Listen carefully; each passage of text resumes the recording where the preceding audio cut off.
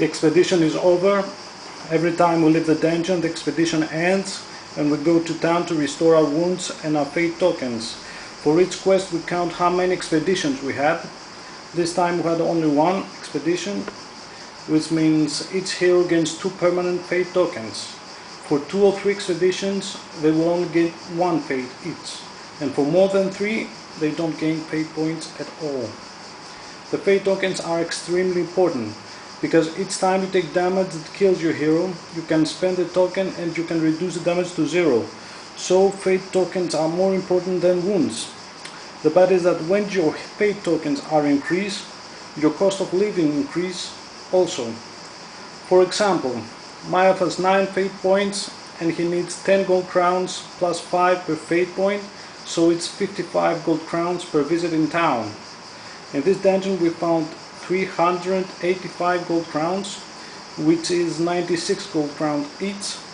So for the elf it's 96 minus 55, it's just 41 golds to buy things.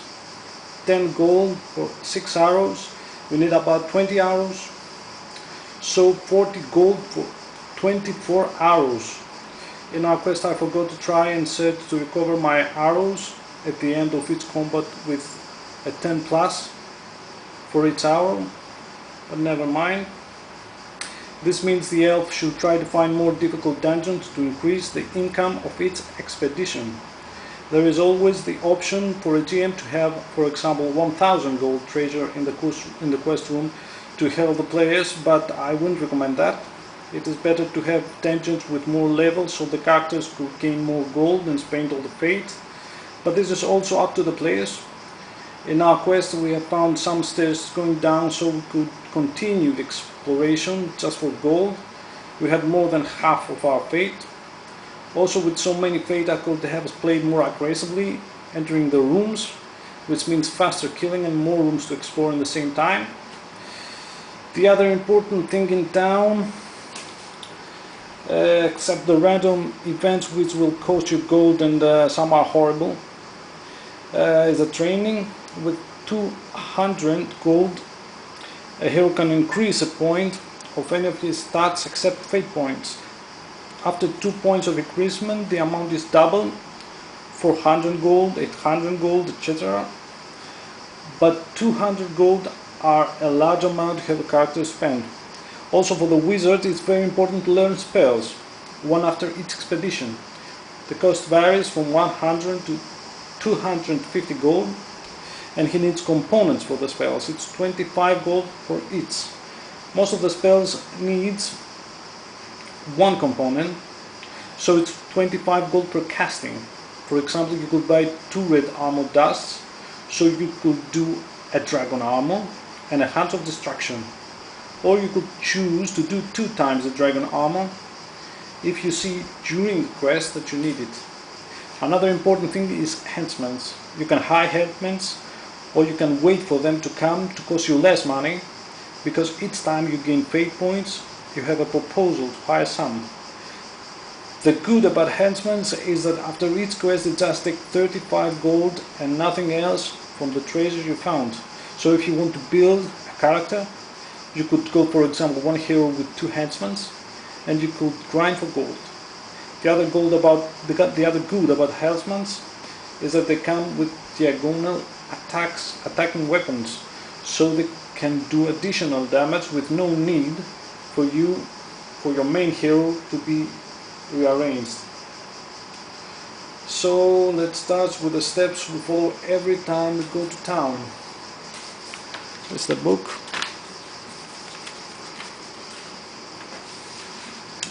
Let's find this.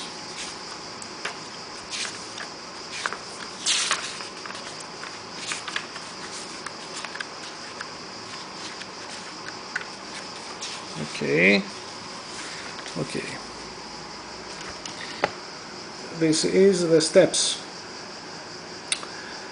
Discard and use dungeon counters, except character monster counters. This is done. Recover fate points and wounds. Okay, the points are reset.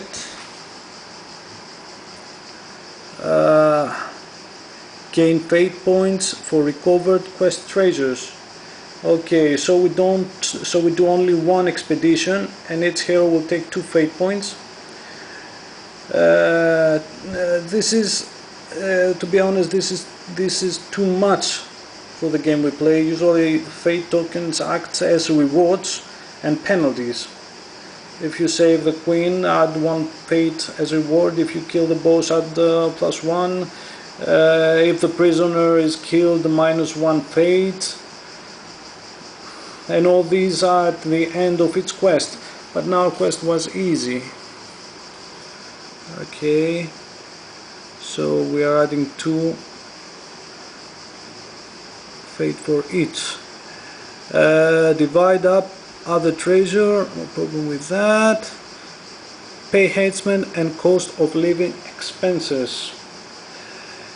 We pay only for our cost of living. I've calculated this. It's 10 gold crowns plus 5 per fate. It's 50 gold crowns for the elf and 35 gold crowns for all the others, plus 5 gold crowns each for the money lender, for all except the wizard, because they store their money in the bank. They can carry 250 gold crowns each in the dungeon, so they can leave the money in their lodging for free, but it's risky, or to the money lender with a cost of 5 gold crowns for his expedition. Okay, we should remove. Okay, roll for random events. Let's see the random events. This is the table of random events. Let's roll. 1 for our party. It's 7. It's 2 dices. 7 plus 12. 19. Risk money. For each henchman who died on the last expedition, all henchmen currently in employment with the heroes demand an immediate risk bonus equal to their pay. You must pay these or lose them. Oh, thank God we don't have any henchmen. Okay, we were lucky this time. 7. Spend gold on training, equipment, spells and spell components. Okay, it's a -40 crowns for 24 arrows for the elf, 75 gold crowns for 3 spells for the wizard, 25 per each component, for 2 spell casts of his massive attack and 1 healing. And that's all. Let's see the next step. Attract or hire new henchmen. We can attract henchmen, but I don't want to spend any money for that right now, so we just let them go and embark on the next expedition. Okay, so we are done and we're ready for the next adventure. On our next video for Advanced Heroquest, I think we will play a quest from the White Dwarf magazine. I can't tell you when, because I think it's better to show more games of the classic dungeon crawlers. But until then, thanks for watching. Stay tuned for more videos. Like and subscribe.